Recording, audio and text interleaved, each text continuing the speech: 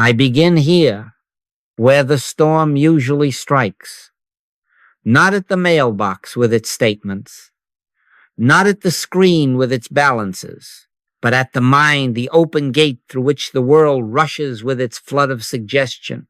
Money stress is not a column of numbers. It is a wind of fear, a press of comparison, a hiss of not enough, taking shape as tightness in the chest, as late-night arithmetic that never balances, as glances at your neighbor's harvest with the ache of envy. And I will not be its pasture. I cannot permit it to graze in my thought as if it carried divine credentials. If I permit it, it governs me. If I admit it, it becomes my master. Therefore, I assume conscious dominion over mind and body, over thought and breath. For God hath given me dominion is not an old fable. It is my present authority. I stand porter at the door of thought. I stand tiler over my mind and my body. I in this instant declare, nothing enters that defileth. Did you hear that? Nothing. No panic, no envy, no flurry of market gossip, no ancient family tale of we never have enough, no pride that must be fed by outspending a brother, nothing. There shall in no wise enter into it anything that defileth, says the scripture. And I take that word for my temple, which is consciousness. I do not post this God as a swashbuckler. It has to be a gentle eye. Yet gentle is not weak. Gentle is steady, unwavering, merciful but firm at the gate. I am not an antenna for world thought. I am the door. I am the door, says the Christ. Then I am the door through which only the living word may pass. Now, yes, the world will try. It will present me with images, headlines in red, timelines shouting, a neighbor's new car, an invoice, due images that clothe suggestion to make it look like fact. I recognize the trick. Hypnotism, mesmerism, suggestion, impersonal, faceless, seeking an instrument. If I do not stand watch, it finds in me its instrument. If I do stand watch, it passes through like wind through a net and is gone, for it has nothing in me. Let not your heart be troubled. Let not. That is a command, and it puts the responsibility where it belongs. With I at the door, I will not pretend that this watch is effortless at first. I had my long periods when the old suggestions seemed to gain the upper hand. Sometimes still they knock loudly. Sometimes they dress as prudence or responsibility to win entrance.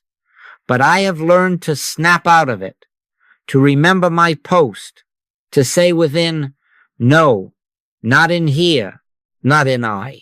Be not conformed to this world, but be ye transformed by the renewing of your mind. I renew by refusing. I transform by standing. The evidence of success is quiet, the breath that slows, the thought that releases its grip, the heart that uncurls from its fist. Do you see that the struggle is misframed when I ask, how do I get more? That question admits the premise of lack and kneels before it. The true inquiry begins at the door. What is supply and whose is it? Before we rush down streets to chase coins, we must settle the law in consciousness. If supply is opinion, then I am its beggar. If supply is God, then I am its son, its vessel, its transparency. I must decide at the threshold whose voice is allowed to speak of supply in this temple. Therefore, I refuse the hypnotism of lack. I deny it procedure in my thought. I strip it of person and send it forth nameless. I lift the latch only to truth. The earth is the Lord's, and the fullness thereof. I admit only fullness. I consent only to the word of I that speaks peace to fear and truth to appearance. I do not chase supply through alleys. I guard the gate through which reality enters. I, in this instant, assume dominion. I, in this instant, stand as the door where fear is turned away and the question is made clear. And having set this watch, we are ready to ask and to be shown what supply is and whose it has always been. Now hear me closely, because this is the crux of the correction and I cannot let you miss it. Do you remember that I did not say money is supply? I did not say your paycheck is supply, your client list is supply, your market price is supply. Those are figures. Those are tokens. Those are avenues. Supply is not a coin in a palm. Supply is the invisible substance of good, the life of God expressing the activity of I made tangible as needed form. Man shall not live by bread alone, but by every word that proceedeth out of the mouth of God. Bread is an appearance. Word is supply. I must not confuse the loaf with life, the symbol with source. The senses testify in figures. This many dollars, that many invoices, these rising prices, those falling markets. The senses speak loudly and throw their charts as if they were law. But I will not take my law from a graph. Figures are the language of effects. The source is never in the figures. Life consisteth not in the abundance of the things which he possesseth. Life consisteth in God consciousness, expressing itself as form. And form may very well be money, or food, or an open door, or a friend's timing, or a skill awakened at the right hour. But form is the photograph, not the life. I refuse idolatry of the photograph. Now let us take the stepladder. At the lowest rung is the visible effect. Dollars, coins, balances. If I stop there, I become a collector of shells and miss the ocean. The next rung is the mental. Budgets, strategies, market sentiment, the flow of ideas, the confidence that opens or closes trade. Useful? Yes, but still not source. For the mind itself must receive before it can conceive. And the top rung, the only cause, is the I of being, the living consciousness that is God being, appearing as this universe of good. From I flows the idea, and from the idea the avenue, and through the avenue the coin. Therefore I must not kneel to the coin. I must abide in I. Do you see the hidden idol? When I equate supply with money, I immediately enter competition for symbols. I look at your symbol and call it my lack. I run harder. I grasp tighter.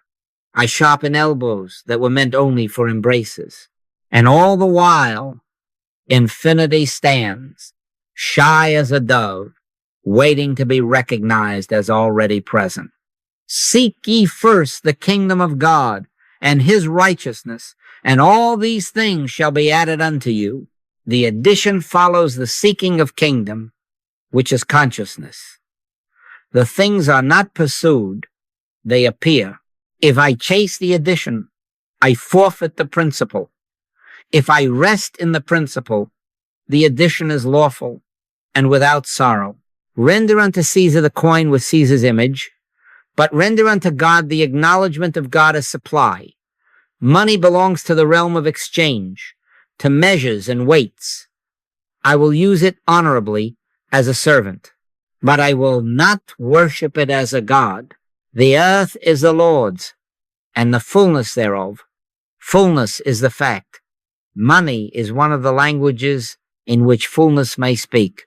If that language is not at hand today, fullness has other tongues, an unexpected cancellation that frees the right hour, a neighbor's surplus that finds its way to my table, an insight that removes an expense altogether. Supply is the activity of infinite good. It is motion, not coin. It is life, not ledger. Now, yes, someone says, but I must pay the bill. I do not deny Caesar his coin. I deny Caesar the throne. I do not resist the appearance. I rise above it in understanding. I breathe and I declare within. I then am the bread of life, not Joel, not a swaggering ego, but the gentle I that is the life of all. I am the consciousness in which form appears rightly and on time. I am the activity of good expressing as sufficiency. In that recognition, I do not tug at effects. I abide in cause. And as I abide, the symbol comes without strain, the avenue opens without rivalry, and the figure records what consciousness has already provided. Therefore, I correct the premise at once. Money may be an avenue of supply, but it is never the source. I will not let figures dictate truth to me. I let truth dictate figures.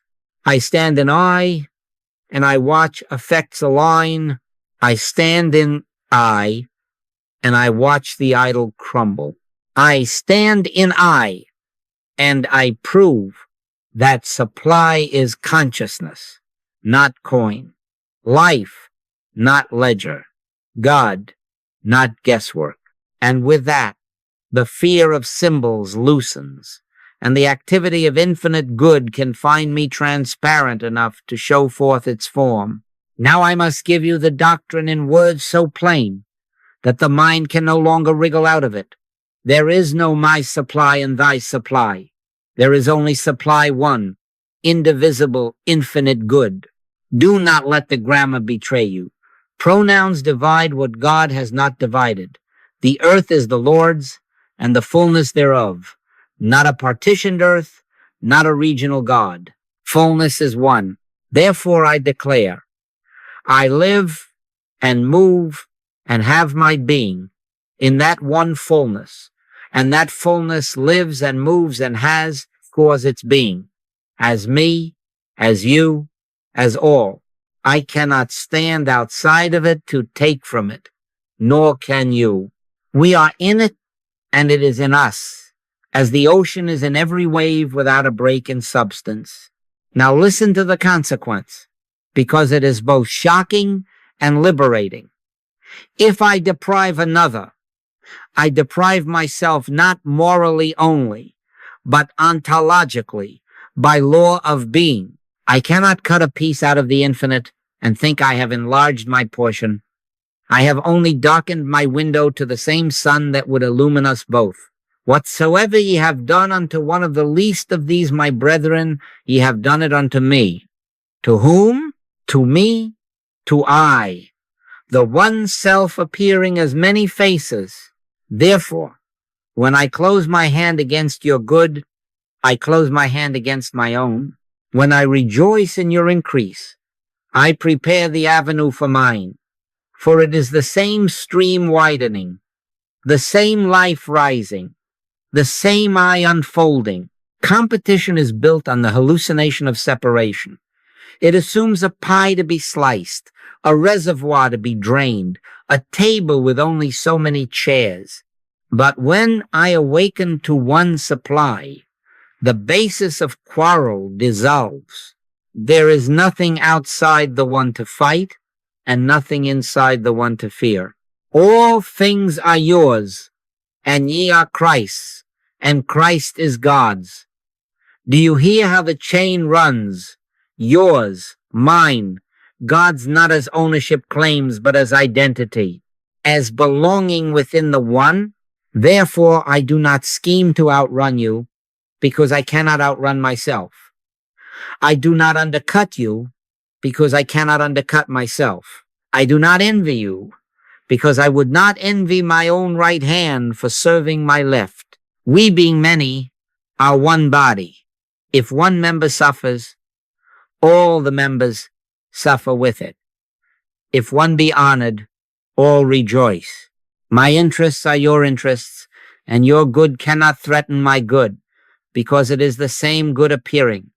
The same sap rises through all the branches. The same light pours through every clean pane. If your window shines, my room is brighter. If your branch bears, the tree declares its health as mine. Therefore I assume a new posture in the marketplace.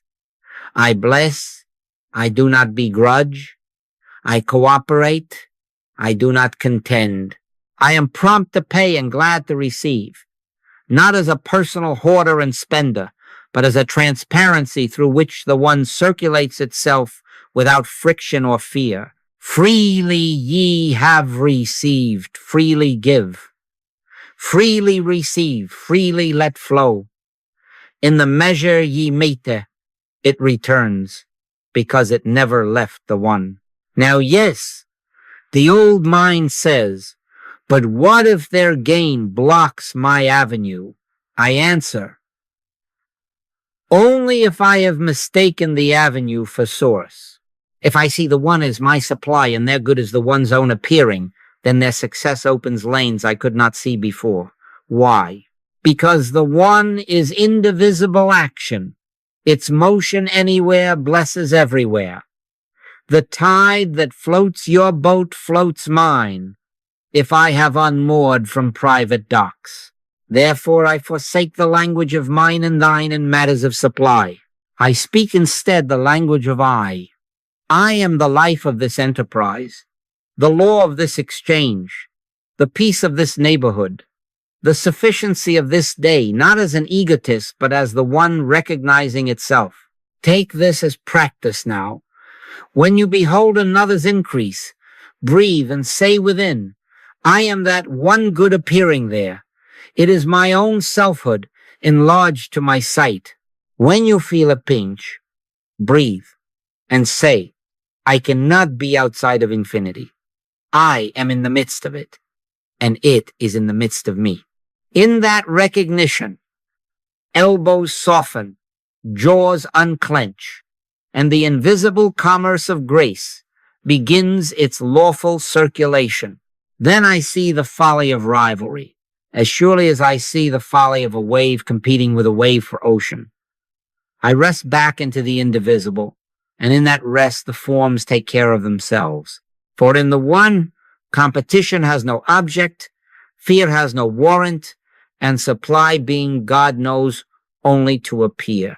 Now I must place a guard upon the very revelation we have welcomed, because the same light that heals can blind if it is used as a spotlight for the personal self. Do you hear me? I cannot take this holy word I and make of it a sword. Put up thy sword into his place, said the master, and I obey. It has to be a gentle eye, never a swashbuckling eye, not the swagger that says, I am the one, and therefore I will take what I please, claim what I wish, and justify my elbows with metaphysics. No, that is not I. That is Joel. That is the human sense puffed up on a borrowed phrase. He that exalteth himself shall be abased, and he that shall humble himself shall be exalted. I will not exalt Joel with divine language. I will humble Joel before I. Let me draw the line cleanly so that you can keep your feet. Joel is the mask, the appearance, the name on the mailbox. I is the life that animates the breath, the being, the source. Never do get I and Joel mixed up. When I say I am the bread of life, I do not mean this person by this name has superior rations. I mean, the one life that is God is my life and your life, and therefore I as that one am the bread that feeds many without boasting and without lack. I am that I am, says the scripture. That I is universal. It will not be reduced to a brand, a tribe, a platform. The Christ made himself of no reputation, and I follow that pattern. I do not use truth to decorate Joel. I let truth dissolve Joel into service. Now, yes, here is the subtle trap, and I must not let you fall into it. Non-duality put into the mouth of fear becomes doctrine that blesses greed. It says, since there is only one, to take for myself is to take for all. It says, their lack is only appearance, so I owe nothing. It says, the market is my altar. Whatever I can extract is providence. That is still scarcity. Only now it has learned religious words. Charity vaunteth not itself, is not puffed up, seeketh not her own. If my oneness talk leads me to dismiss another's need, I have left oneness and returned to the old cave of separation. For I am imagining a me, not responsible to thee. In the one, I am thyself. I cannot mock my own cry and call it wisdom. Prosperity, understood as one. Supply is not a trophy, it is a trust. If I recognize oneness, I am bound by nature, not by threat to express fairness, integrity, and generosity. Bound gladly, as the tree is bound to bear. I price justly because I am not a thief from myself. I pay promptly because I will not delay my own flow. I disclose truly. I weigh honestly. I refrain from gouging and famine, because love worketh no ill to his neighbor, and there is no neighbor outside my selfhood. What I do in the marketplace is not virtue signaling. It is law, the law of my being, operating. With what measure ye mete, it shall be measured to you again, not as a cosmic bribe, but because in the one there is only one measure, and I cannot escape it by slogans. How then do I keep the sword sheathed and the hand open? By practice. When the boast rises, oh, see what I have achieved, see what I have earned, I breathe and whisper on the exhale. I pause until the heat in the chest cools, and the sense of I against gives place to I within and as. If I feel the thrill of outsmarting a brother, I catch it at once. That is the egotistical I. I put up my sword. I bless. I remember. I am the bread of life. I, as the one, am the sufficiency here and there. Therefore, I cannot take from you. I can only let the one appear as both of us supplied. I consult the inner law before I sign the contract, before I set the price, before I speak the word, and the inner law answers in peace, never in pressure, never in fear. I will not pretend that the swashbuckling I never tries to march out. Sometimes it does. Sometimes the old pride would like an audience and an applause meter. Sometimes it tries to turn revelation into leverage, but not for long. I have learned to snap out of it, to call it by its right name. Joel, sit down. I, stand up. And at once the breath slows, the shoulders loosen, the need to prove evaporates. That quiet is my evidence. Let this mind be in you, which was also in Christ Jesus. The mind that yields, serves, empties, and in so doing finds that all fullness dwells bodily. I, gentle, unobtrusive, sufficient, so I proceed softly. I walk humbly with my God, and I do justly, and I love mercy.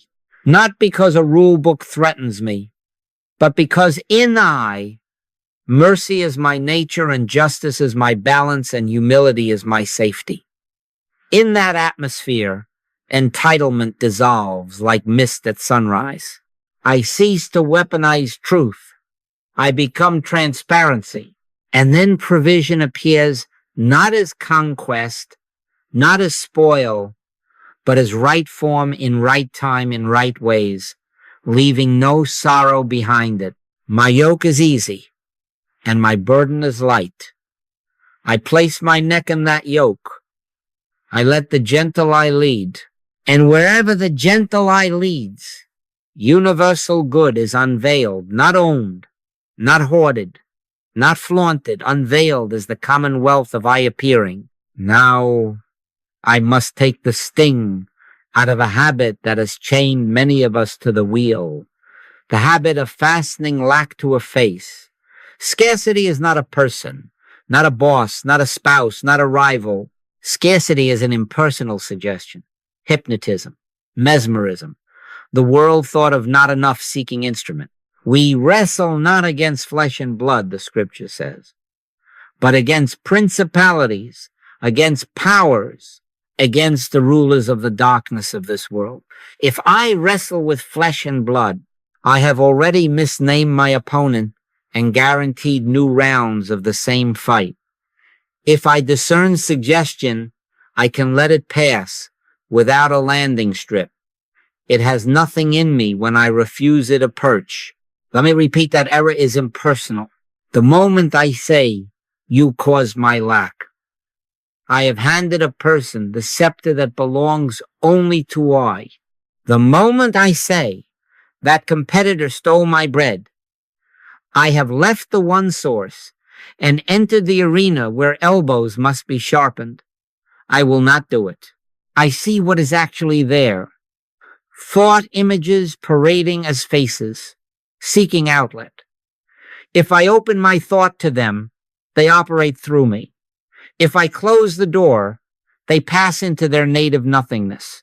Father, forgive them, for they know not what they do, is not sentimental. It is diagnosis. They know not because suggestion has them in trance. I will not deepen their trance by hating them. I will awaken us both by withdrawing belief from the lie. Now do not mistake me. Removing blame is not removing wisdom. I may correct a contract. I may balance a budget. I may cancel a wasteful subscription, renegotiate a price, or change employment. I may learn a new skill or adjust my hours. All of that belongs to Caesar's side of the coin. But I do it without making an enemy of the instrument. I do it without poisoning my well with bitterness. Be ye therefore wise as serpents and harmless as doves. I will not sue a photograph. I will adjust the light. I correct effects with prudence while I dissolve cause in consciousness. For the cause was never a person. It was belief. Consider jealousy. A neighbor's harvest ripens. A colleague's numbers rise. At once the whisper, see, there is less for you. That voice is not my voice. That is impersonal error dressing envy in reasonable clothes. I catch it at the door. I breathe and say, I am the one good appearing as that success. It is my own selfhood widened to my sight. In that recognition the ache loosens. I bless their increase as the proof of one tide lifting every craft. If I will only untie from the dock of personal claim. Charity envieth not. I let the whisper fall to the floor like a letter not addressed to me. Consider conflict. If I hold others as separate claimants to a limited store, quarrel is logical. I must defend, I must preempt, I must scheme. But if I see them as myself, if I grasp even half an inch that there is no my supply and thy supply, then the quarrel becomes irrational. Why would my right hand strike my left to secure more blood? Why would a branch strip another of leaves to win more sap when the sap is one? We, being many, are one body. Therefore, I choose actions that agree with oneness. I disclose. I weigh fairly. I refuse to profit by panic.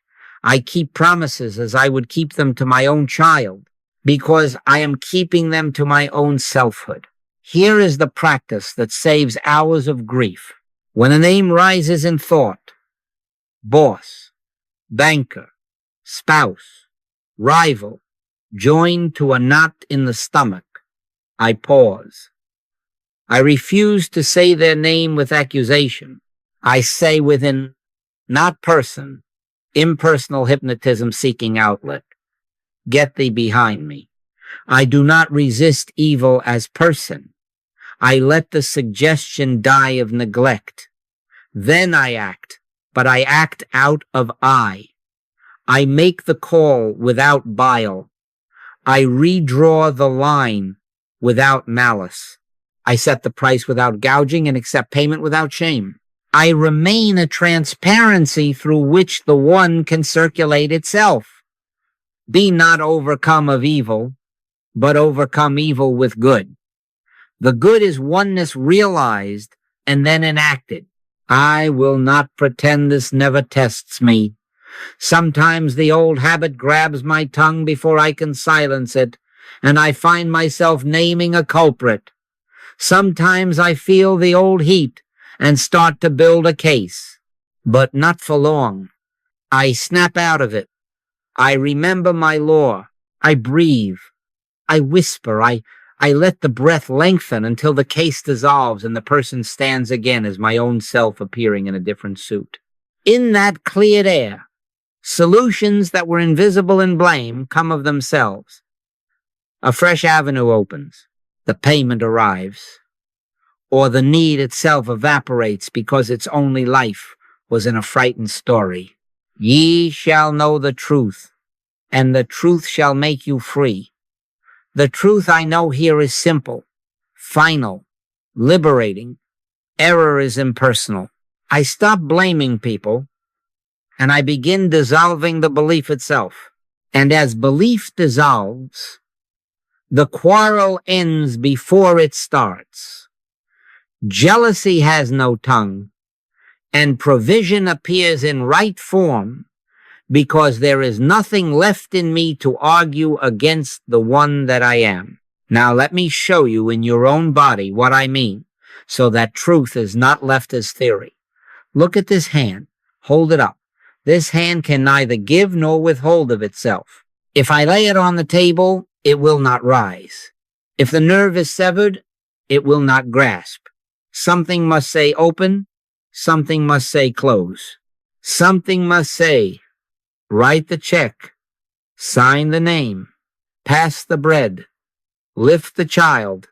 That something is not the hand. The hand is instrument, avenue, effect. I do not thank the hand. I thank the life that moves it. I do not fear the hand. I govern it. So too with money. The coin does not move itself from wallet to table. The digits do not march from one column to another by will of their own. An unseen intelligence directs the avenues. An inner government says, now here, this way, not that. Not by might, nor by power, but by my spirit, saith the Lord. Let us carry this proof deeper, where you cannot deny it because you are living it moment by moment. Your heart beats now without your orders. Your lungs rise and fall even when you forget to notice. Your food is taken, broken, distributed, transmuted. Your nails lengthen, your hair grows, your skin renews. Which of you by taking thought can add 1 cubit unto his stature? None. Which of you by panic can make a single cell replicate rightly? None. Yet here the work is being done, ceaselessly, harmoniously, by an inner law. The kingdom of God is within you, not meaning inside a chest as in a box, but as the very life of you, the I of you, closer than breathing, ordering the play of 100 trillion acts without sweat, without debate, without rivalry. I then must recognize provision is the activity of an inner government. The visible channels are effects, not causes. Now, if the same I governs the body with such wisdom, will it forget the marketplace? If the breath is given, will the bread be withheld? Thou openest thine hand and satisfiest the desire of every living thing. The one that opens the hand of life is the same one that opens avenues of form. Watch how it has worked for you already. Ideas arriving when you got quiet and stopped scolding the air. A phone call that came at the 1 minute when you were free to answer. A cancellation that became the space for a better appointment. A skill you did not know you had until the hour demanded it. A friend thinking of you at the precise moment when you needed a word. Did you engineer every timing with your surface mind? No. You stepped into a rhythm that was there before your planning. That is supply and motion, not coin, but consciousness arranging itself into the forms that meet the day. In him we live and move and have our being. Therefore, I in him am the law of circulation, the order of exchange, the peace of movement. Here is the demonstration as practice. Take that same hand you lifted. On the inhale, feel nothing. On the exhale, whisper within, I. Let the hand rest on your knee. Ask not with lips, but with consent. I, what would you have this hand do? Not Joel. Joel will say, grab, stash, push. I will say, wait, or give, or call, or sign, or be still for 10 minutes and let me go before you to prepare a place. Sit there until the breath slows of itself. That is your sign. When your breathing slows down and becomes almost imperceptible, that is the token that you have yielded the instrument to the musician. Then act quietly, without hurry. Write the email, but without pleading. Offer the service, but without grasp. Set the price, but without gouging. Decline the offer, but without fear. The hand will move, but it will not be the master. It will be the servant of I, and you will discover that in that order there is accuracy. The right call returns. The right door opens. The wrong door closes without loss. Do you see the law? The body you trust without micromanagement is the parable of your affairs. I cannot keep my heart beating by staring at it, yet it beats. I cannot force an opportunity by staring at the clock, yet in right rest the door knocks. He maketh me to lie down in green pastures. My cup runneth over. Lie down first. Cup overflows after. If the same I governs heart and breath, the same I governs contract and cash flow, idea and introduction, seed time and harvest. Therefore I do not chase effects. I assume conscious dominion by consenting to I. I breathe the word on the exhale. I let the inner government be government. Then I watch the hand obey, the avenue appear, the coin record, what has already been given in consciousness. The Lord is my shepherd. I shall not want, not by accident, not by conquest, but by the quiet certainty that provision is the life of I revealing itself as needed form. Now I must take you past even the noblest words, because a word can be a stained glass window, or it can be a blindfold. As long as I hold supply as a concept, money, luck, market, favor, I remain in the head where echoes argue with echoes and charts compete with memories. As long as I hold even the word God as an object up there, out there, defined by 3 letters or 10 titles, I am still at a distance from life. You cannot eat a menu. You must taste the bread. And I tell you gently but firmly, you never will find God until every single word has been stripped from your thought, spirit, mind, source, principle, even God, until only one irremovable word remains. There is one word you cannot get rid of, I. Now, do you notice where that word rises? Not from the forehead where opinions live, not from the lips where slogans are minted. It rises from the chest, from the quiet center, from a nearness closer than breathing and nearer than hands and feet. All the other words come up out of the head, but I comes right up out of the chest. Here is your altar of realization. Be still and know that I am God. Be still, not brilliant, not loud. Be still and know, not argue, not persuade. Know that I am, not I will be, not I may become. I am that I am. If I am, then supply is presence, not promise. Being, not bargaining. Now, not later. I correct myself in this instant. I do not seek supply. I am supply, as the life of I, revealing itself in the forms this day requires. Before they call, I will answer, and while they are yet speaking, I will hear. Answer precedes request in the one, because there is no gap in being. It is only the mind, busy with concepts, that invents a distance and then runs to close it. I stop the race. I bring thought home to the place where the word I is felt as warmth, as hush, as a simple living fact. I then am the bread of life.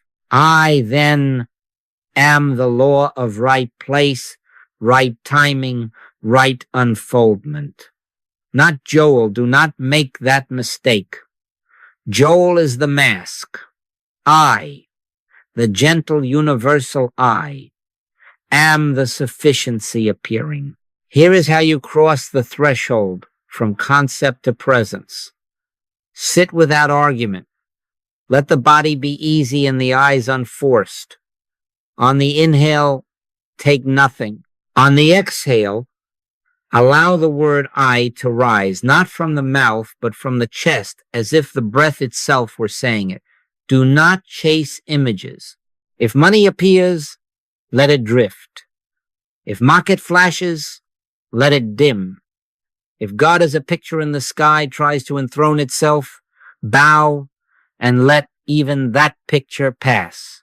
The word is nigh thee, even in thy mouth and in thy heart. Nigh, not distant, heart, not head. When the breath begins to slow of itself, that is your sign that the mind has stepped off the stage and the living has come forward. Now, yes, the head will return and ask for reasons, proofs, forecasts. I do not scold it. I do not feed it. I simply resume the one honest statement that is not a boast, but a being. I am. I am the place where the infinite appears as sufficiency. I am the consciousness in which avenues show without struggle. I am the silence out of which the right word forms on the tongue. The right number lands on the invoice. The right idea rises to meet the hour. Take no thought, for your Father knoweth what things ye have need of before ye ask him. Knoweth implies presence, not delay. Father is another word. I is the life of that word, felt and proved. I will not pretend that a reframe is enough. It must become consciousness. Truth on the lips without truth in the breath is rhetoric. Truth breathed until the breath is quiet becomes law in experience.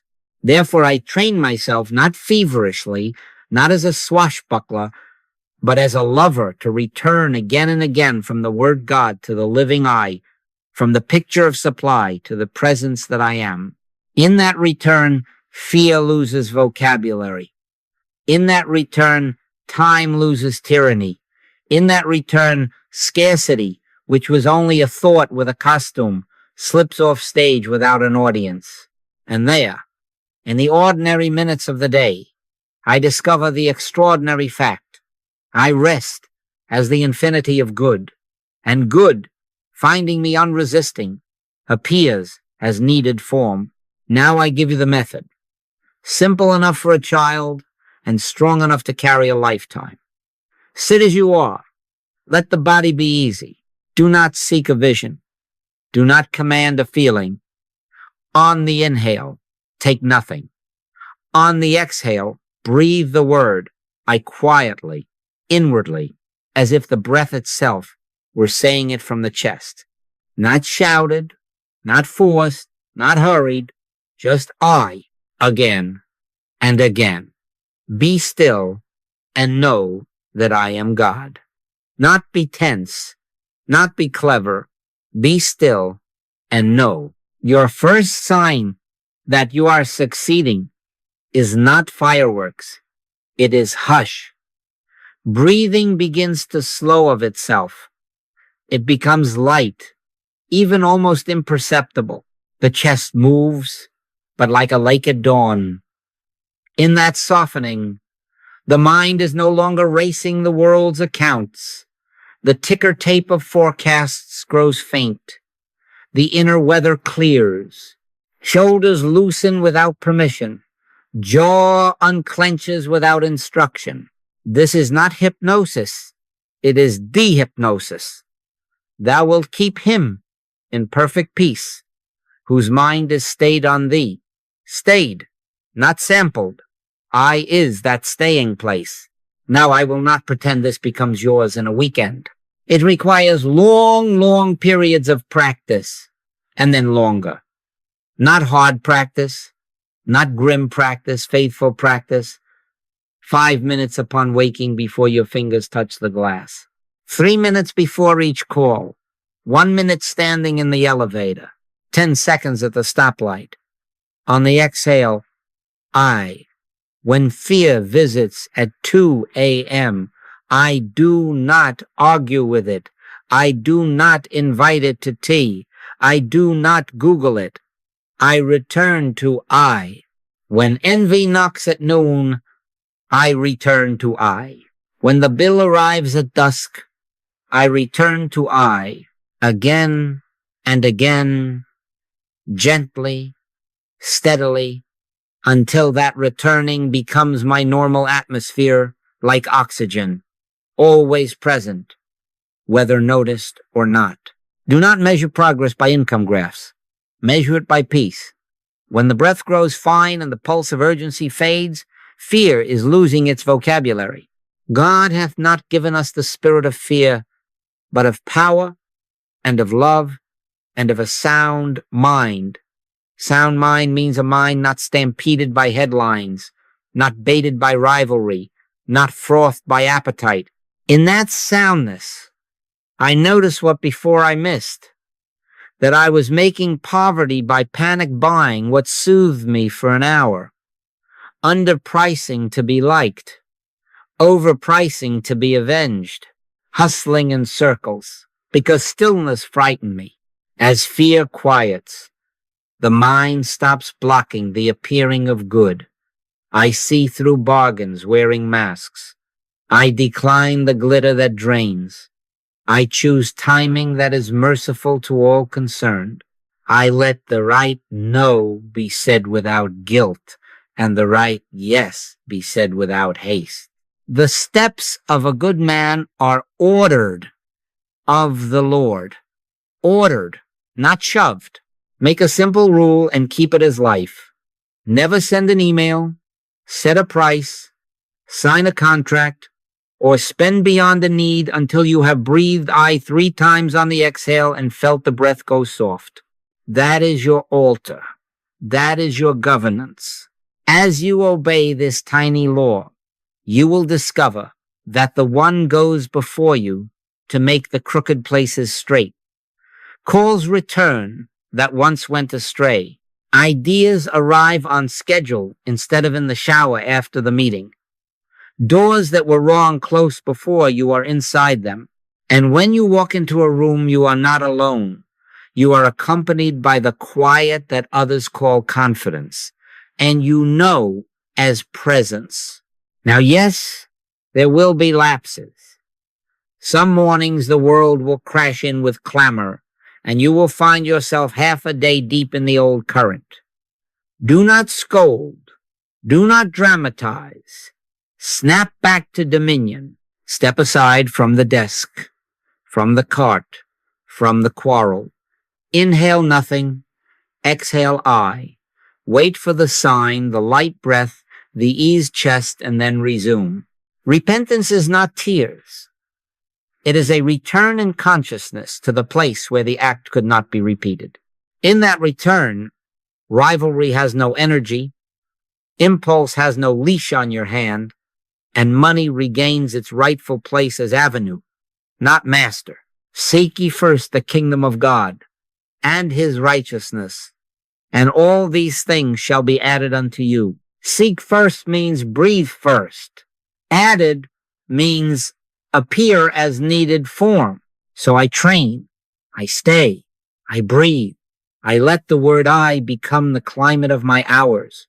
And as this gentle practice establishes itself, fear finds no perch. It cannot live where I is realized. In that atmosphere of one supply, the day arranges itself with a wisdom that needs no boasting. I take no anxious thought. I dwell in sufficiency. And good, finding me unresisting, comes quietly, precisely, and leaves no sorrow with it. Now I bring this home where it lives, in the bill you send, the wage you offer, the terms you sign, the way you speak to the clerk and the junior and the janitor. I cannot leave truth on the cushion and then go out to traffic in fear. If I have seen that there is no my supply and thy supply, then I must let that realization govern my dealings. Oneness becomes ethics, or it is not realized. Therefore, I assume conscious dominion not only over my thought, but over my conduct, pricing, wages, generosity, honesty, timelines, disclosures. A false balance is abomination to the Lord, but a just weight is his delight. I put away the false balance, not because I fear getting caught, but because I refuse to cheat my own self. What does it mean to deprive another? In these present forms, it means hoarding out of panic while others go without. It means exploiting hours because a man's need makes him pliable. It means underpaying and calling it efficiency. It means manipulating with scarcity slogans to stir the adrenal glands. It means delaying payment while using the labor. It means resenting a colleague's success and slandering it in careful tones. It means promising what I do not intend to keep, or hiding terms in fine print that I would be ashamed to read aloud. Each of these acts declares separation. Each says, I am over here, you are over there, and I must enrich this at the expense of that. But there is no this and that. As much as ye have done it unto one of the least of these, my brethren, ye have done it unto me. If I wrongfully withhold from you, I withhold from myself, and the channel through which my own good would flow becomes clogged by my own hand. Therefore I make straight paths for my feet. I weigh honestly. I price justly. I say what the service is and is not, without haze. I pay on time early if I can, because the laborer is worthy of his hire. I do not muzzle the ox that treadeth the corn. I refuse to engineer panic to move a product, for I will not feed fear in my own house. If there is a windfall, I share the increase with those who helped it appear. If there is a lean month, I tell the truth and confer rather than conceal and squeeze. Owe no man anything but to love one another. Love is not sentiment here. It is open-handedness, informed by wisdom. Now, yes, the old instinct will whisper, if you open that hand, there will be less. That is the voice of the dam. I am not a dam. I am a transparency for circulation. Give, and it shall be given unto you. Good measure, pressed down, and shaken together, and running over. Not as a bargain, not as a slot machine, but because in the one there is only flow. When I stop fearing others, I can collaborate, refer, share credit, and celebrate. I can send the client I cannot rightly serve to the one who can, and discover that I have not lost a sale, I have gained a field. I can name the colleague in the meeting and watch trust accumulate like capital. I can introduce two rivals and watch the third thing be born that blesses all three. There is that scattereth, and yet increaseth. In scattering, I am not depleting. I am staying congruent with the river that feeds me. Make this practical today. Review your invoices. Are they clear and fair? Review your payroll. Can you raise a rate without jeopardy? Review your terms. Are you hiding a hook? Review your shelves. What have you kept out of fear that could be released into circulation? Old equipment, unused licenses, idle know-how. Review your speech. Where have you swallowed a thank you, withheld praise, or pocketed credit that belonged to a circle? Correct it. Where you have underpaid, raise. Where you have delayed, release. Where you have slanted, straighten. This is repentance in practice. A return in consciousness that makes repetition impossible. With what measure ye mete, it shall be measured to you again, not as punishment, but as the exact reflection of your own self-assessment. In the one, there is only one scale. I will not pretend I never feel the pinch and reach to close the fist. Sometimes I do. Sometimes the bill on the desk and the rumor in the market spook me into a smallness that looks prudent and is only fear, but not for long. I snap back to dominion. I breathe I on the exhale. I let the chest grow soft. Then I move to undo the withholding, send the payment, make the call, publish the credit, return the extra, adjust the price, bless the rival because I refuse to plant a thorn hedge in my own field.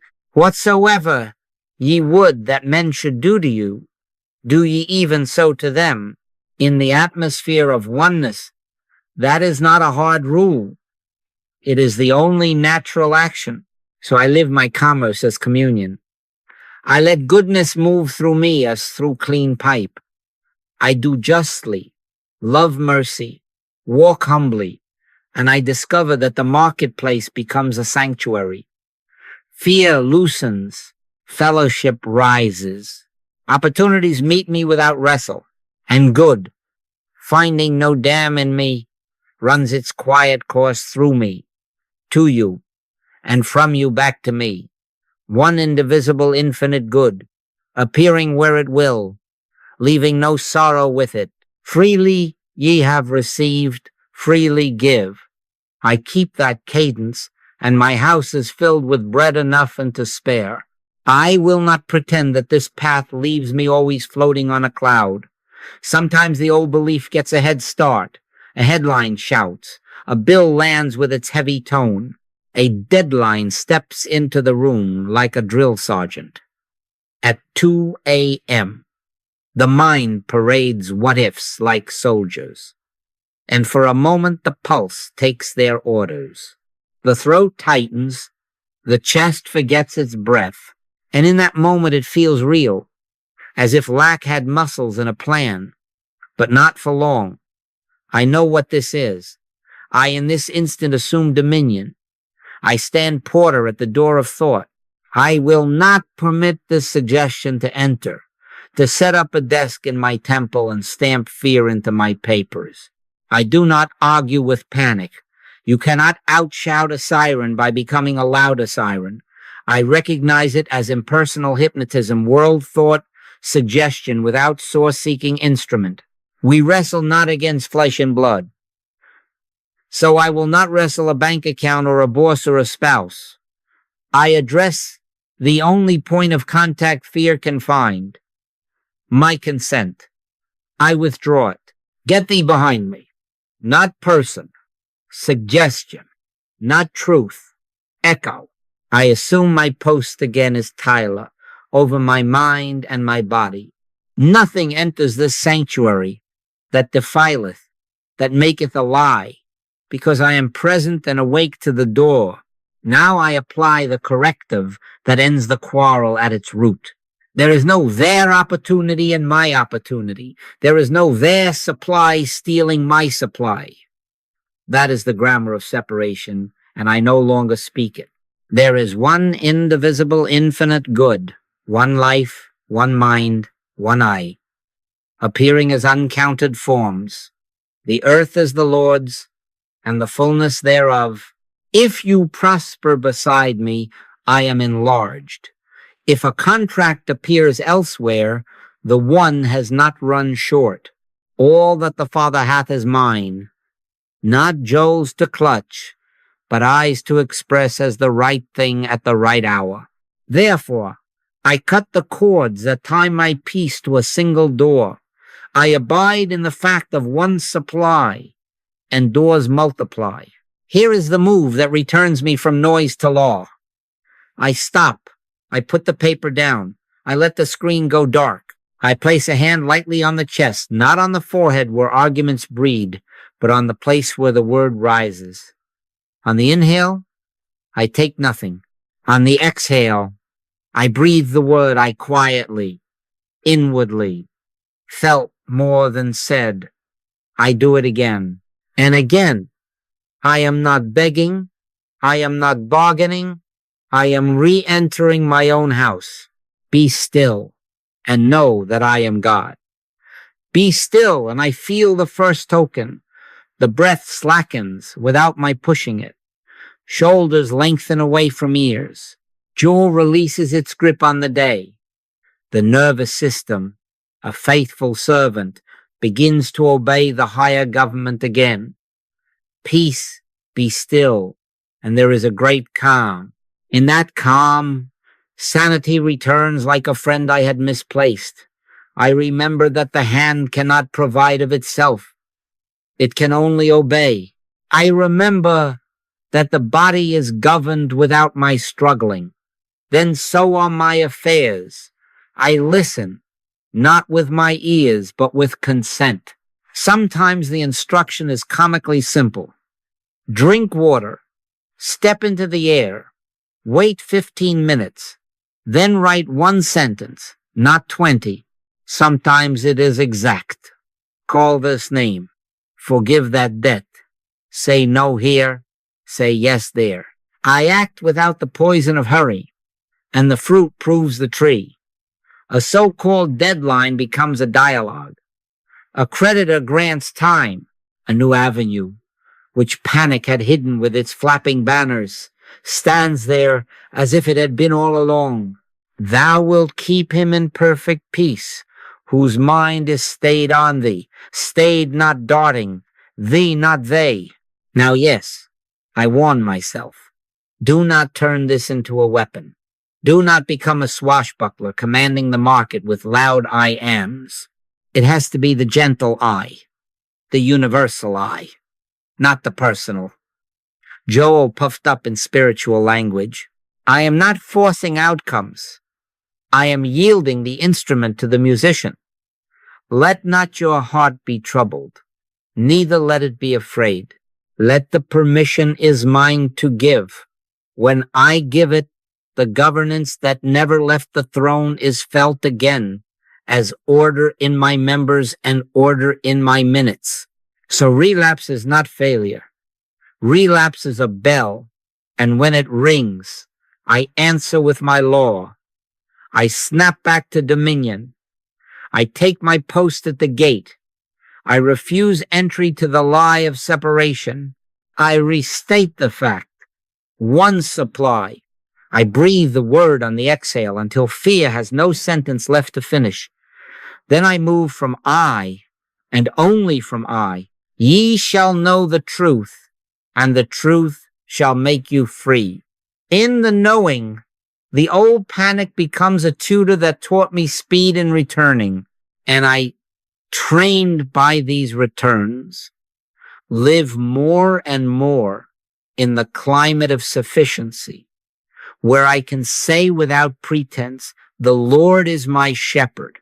I shall not want, and feel the truth of it, move my breath, my hand, and my day. Lift your eyes for a moment from the desk and let the world preach. Look at the small grass at the curb, thin as a whisper, finding its way through concrete. Who hired it? Who paid its rent?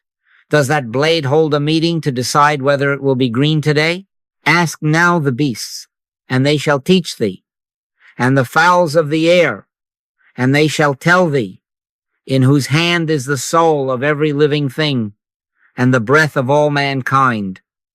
Ask them, and they will answer without words. There is one life, not many, scrambling and defending territories.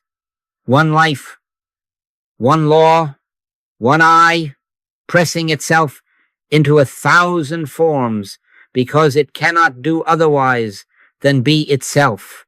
Consider the tree outside your window. It drinks light as if it were bread, draws unseen currents from a soil it never owns, conducts waters it never hoards, and in season gives fruit without thought for profit. Do you imagine it has a private storehouse marked my sap that it guards against the maple down the road? No. The life of the tree is the life of the forest. It breathes out what your lungs breathe in. It is your ally without contract. The earth is the Lord's, and the fullness thereof, and the tree reveals the rhythm of that fullness. Take and give, rest and rise, winter hush and spring proclamation. Lift your eye farther. The bird at the edge of the sky. Who taught it the map? Why does it know to lift in autumn and return in spring, tracing a path it has never flown before? Behold the fowls of the air, for they sow not, neither do they reap, nor gather into barns. Yet your heavenly Father feedeth them. They do not mistake supply for storage. They live in living, and the living carries them. The same eye that draws sap up a trunk draws a wing over water and sets a tide in motion. The tide does not compete with the moon. It consents to law, and so becomes majesty.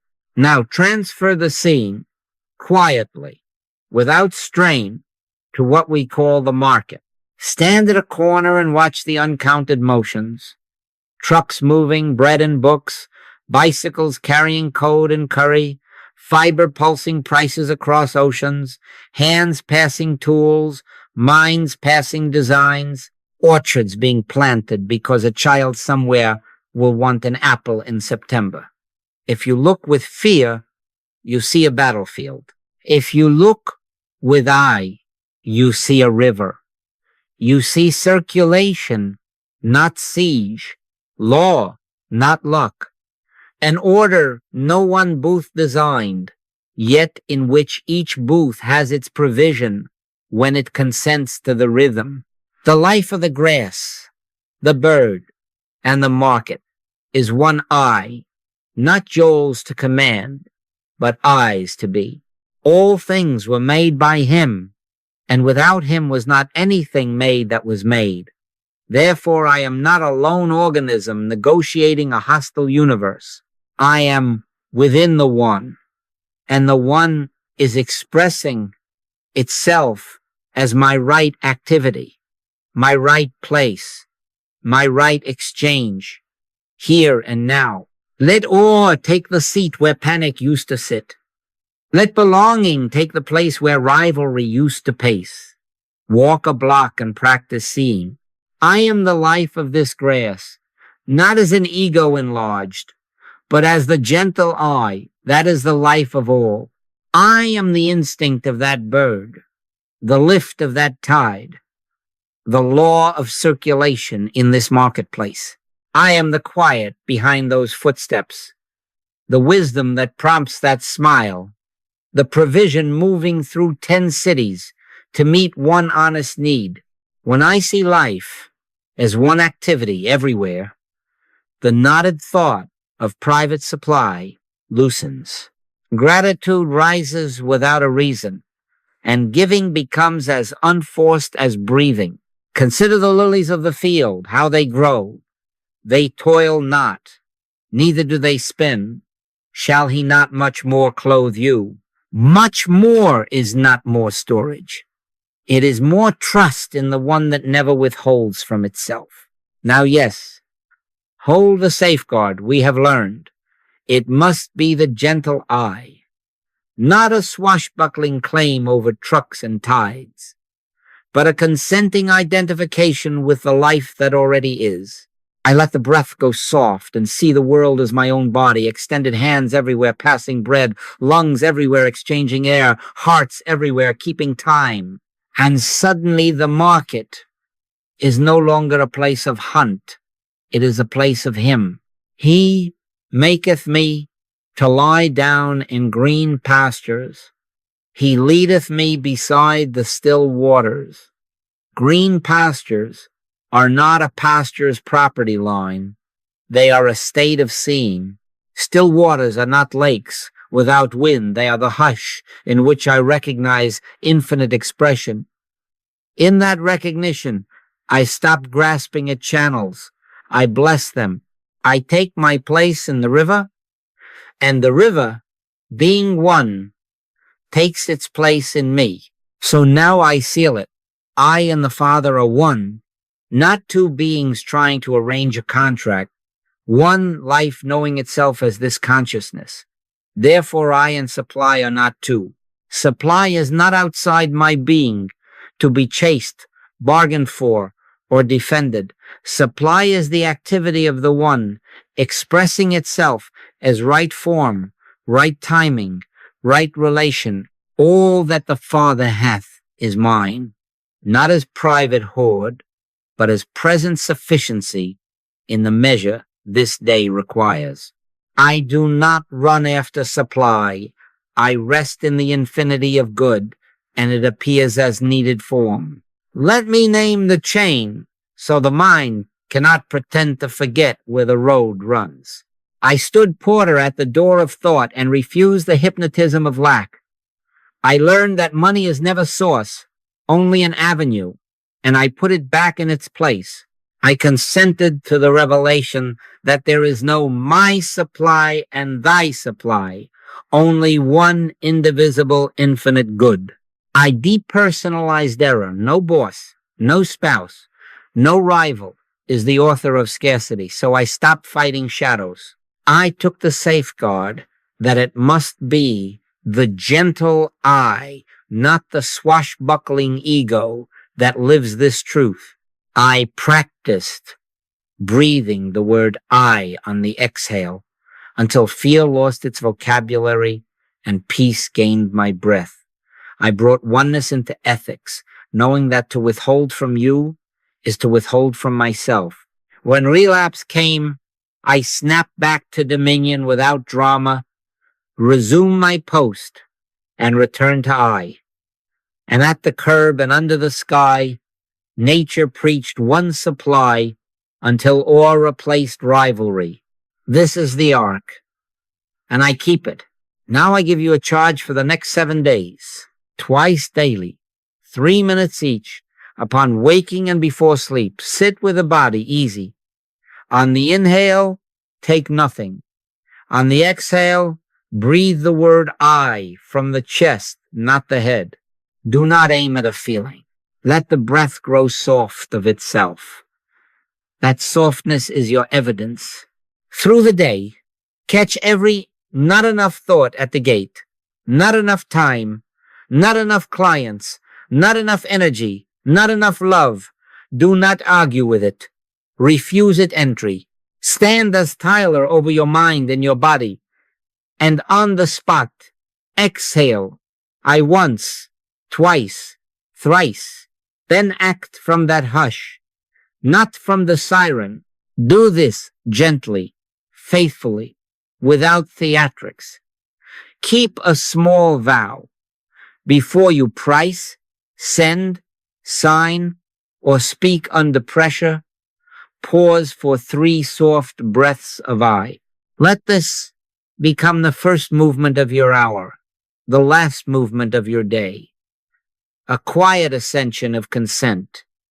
In quietness and in confidence shall be your strength. Strength is not noise. It is the poise of oneness felt as breath, seen as right action. I make no promise of instant riches, for we are not worshiping mammon by another name.